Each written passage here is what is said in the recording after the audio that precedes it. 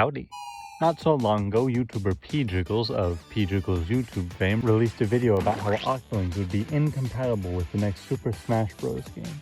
And to overly summarize his points, since there aren't enough color variations in Splatoon, the Octolings would have to share color palettes with the Inkling players, thus making it hard to tell fighters apart from a distance, and making it practically impossible to tell what player shot what ink, which happens to be a problem since ink slows down everyone except for the player who shot it. Now, Mr. Jiggles does find his own solution to this problem, like making Octolings palette swaps for Inklings instead of making them whole new fighters, but I believe there is a much more straightforward solution to our dilemma. You see, recently, Splatoon 3 got a little update. Side Order is the sequel to Splatoon 2's Octo expansion, again focusing on the Octoling Agent 8, now known as just 8. But while Octo expansion took on more of a neon 80s aesthetic, Side Order style takes on a softer approach to its colors, which extends to the ink used in-game. At the start of Side Order, the player's ink color is gray. Then as the game progresses, the player's ink color changes based on the upgrades equipped. Red for power upgrades, purple for support, orange for range, blue for mobility, yellow for luck, and cyan for the Pearl Drones upgrades. Each color of which just so happens to have been given its own Octoling, as seen in promos for Side Order, giving us a nearly perfect 7 characters to make into alternate Smash costumes. Now admittedly, some of these ink colors have similar counterparts to the Inklings in Super Smash Bros. Colors, but that might not matter too much. For you see, in Smash, even the Inklings can suffer from a lack of distinction. For instance, look at this clip from PJiggles' video. Could you tell me which of these two Inklings is purple and which one is indigo? Probably not, no. Now this footage does take place on the Great Cave Offensive with 8 players on screen, so visual real estate is a little divided. And in your average match, the distinction between these two is much more prominent.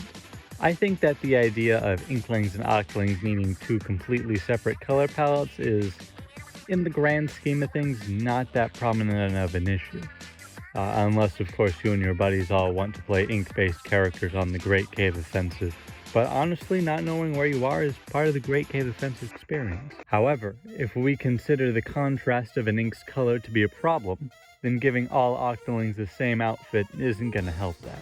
PJiggles mentions in his video that the Smash team ran into issues seeing the Enderman costume for Steve on certain backgrounds, so it's not unreasonable to assume that the Smash devs will be more aware of their characters' discernibility moving forward.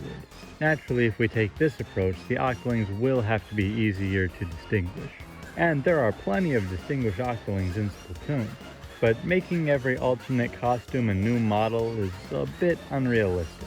I suggest that the last 2 slots be saved for character alts, such as Tao, Lionel, Shiver. Hell, they could make Paul an alt. But since Marina and Ox are the most relevant at the moment, I'll save the 2 of them slots.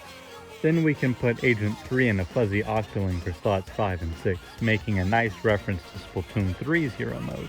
And lastly, the remaining 4 alts will be the male and female 8s, 2 from Octo expansion and 2 from Side Order. 8's Octo expansion look goes first because, let's be honest, that's her most iconic look.